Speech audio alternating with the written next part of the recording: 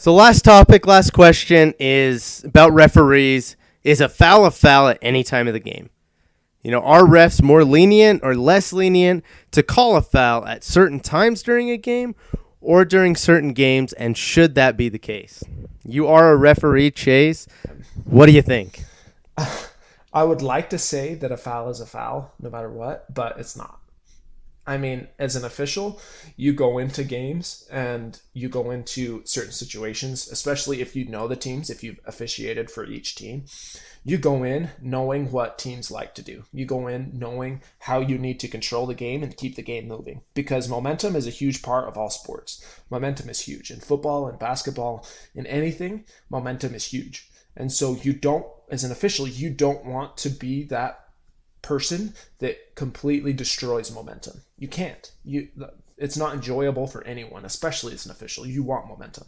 And so you have to go in thinking about the playing styles of certain teams and how they like to do it, and be able to call in a way that makes it flow, makes the game keep a good flow to the game. So as a majority of the time, as how most officials like to call games, we are a lot more we are a lot tighter, a lot more strict at the beginning of the game.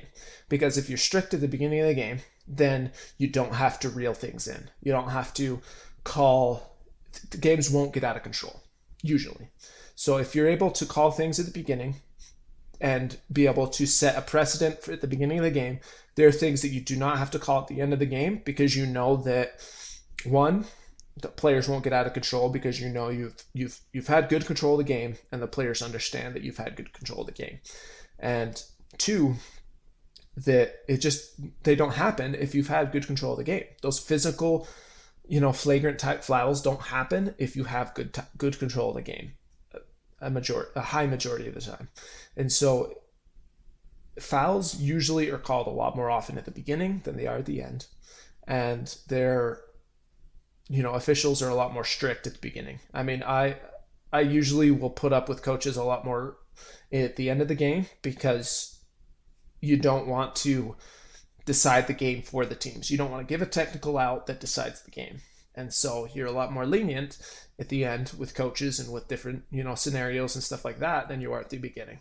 And so it's just how, as a good official, you try to do that. And so, the games that get out of control, the games that have technicals and flagrants all the time, you can usually trace it back to how the official officiated at the beginning of the game. And that's just how. And that's why I'm not an official, because I would be terrible. Because to me, a foul is a foul. It comes back to MLS. Me being a soccer fan, and like Kai Kamara is a very big guy. Fernando Adi for Portland Timbers. They're big guys, and people foul them, but the refs do not give them the benefit of the foul because they're such big guys. With me, I like to play soccer. We had a soccer tournament yesterday, and I had a little 14-year-old try to muscle me off the ball, and he bounced off me, and they called a foul. And I was like, okay, that's not a foul. Where on the other side, if I were to get rocked and I was bigger, they might not call a foul just because I'm bigger and I can handle it. Mm-hmm. And to me, I'd rather see a foul as a foul and let players adjust to that. Because it's not worth the subjectiveness of everything. Mm-hmm. Where in the NBA, he touched him, that's a foul. Okay, then call it a foul every time and let players adjust their game. Yeah, that's the way I see it. I know it's not possible. Mm-hmm. I'm realistic. I know that that's never going to happen. But I do not like how this is a foul on one person or not a foul on another. Kind of like what people say about LeBron. Mm-hmm. Sometimes he is fouled harder than other people, but because of his strength, it doesn't look as bad. And to me, I know what you mean. LeBron flops.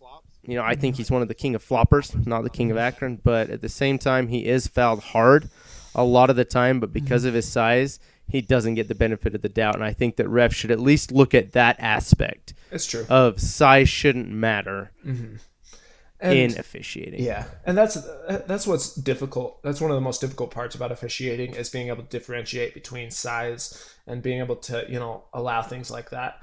And the majority of the time, a lot of rule books go into advantage, disadvantage. So in a particular play, does a player gain an advantage by that foul, and does the player being fouled gain a significant disadvantage. And if that happens, if an advantage is gained or disadvantage is gained, then that's when a foul should be called. And so it's like if a small player is dribbling in and an offensive player, a defensive player is set up in the post and the offensive player hits the defensive player and bounces off of him, is that a charge? The defensive player was set, the defensive player was in proper defensive position, but he didn't fall over, he didn't go back, he didn't, the offensive player didn't have the size to really push him over. Is that a charge? I would never call that a charge because no disadvantage was gained by the defensive player. The defensive player was in proper defensive position, was the one who could have been disadvantaged by the offensive player running into him. But since it was the offensive player who created the contact, he's the one who fell off, who I guess gained the disadvantage because of his play, of his action. See, and I completely agree with what you're saying, but I feel like referees would call that a block. True. Because of the size. It could be. And that's where I struggle. Yeah. Is I think you're exactly right in what you're saying. Is don't call a foul. Just because two people run into each other does not mean there is a foul. Yeah. But in the NBA specifically, like you're talking about, I feel like the offensive player, if there's any contact, it doesn't matter if the defensive player's in good position or not, there's a foul call. And that's where I struggle because I do like to play defense and I'm a defensive-minded person.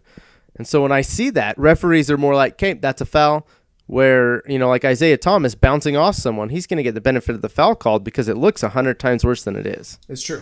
And that's something that you have to be able to see the whole play, and you have to, as an official, you have to realize that at the beginning of the game. You have to come in with that mindset. And so and I hate to say this, but there's not a lot of good officials. There's officials out there that aren't good. And I hate saying that. I hate saying, I hate being that type of an official that says there's a lot of not very good officials, which there are a lot. And even in the college and professional ranks, there's officials that aren't good, that got there by, name, by knowing people, things like that. And it's sad. They've been there so long that they can't get rid of them. Exactly. And so it's, it's sad, but it's where officials have to be better. Officials have to be better at what they do. They have to come into games and be more prepared and be better at what they do. And then that's when those situations will be better controlled. Right. And I think that comes back to your LeVar Ball statements that people are going to have to understand officials for there to be better officials. But that's going to be all the time that we've got today. Thank you for listening to the Sports ABCs with Andrew, Brandon, and Chase. Please check out our Facebook page, The Sports ABCs, and we also have an email for fan questions, thesportsabcs@gmail.com. Let us know what you think. Thanks for listening, and we'll catch you next week.